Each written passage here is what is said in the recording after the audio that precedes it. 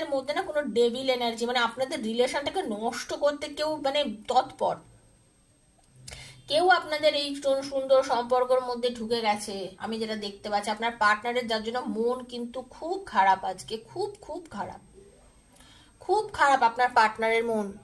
উনি কিন্তু একদম ভালো নেই বন্ধু, উনি মানসিকভাবে বিপর্যস্ত প্রচন্ড পরিমাণে।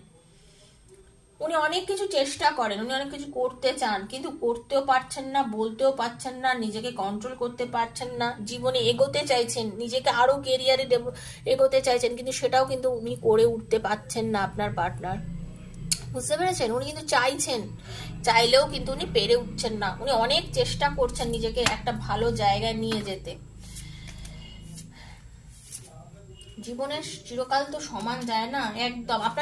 আপনাদের রিলেশনের মতো হতে পারে কোনো থার্ড পার্টি ঢুকে গেছিল, এটাও হতে পারে। যাদের থার্ড পার্টিটা আমি বলছি না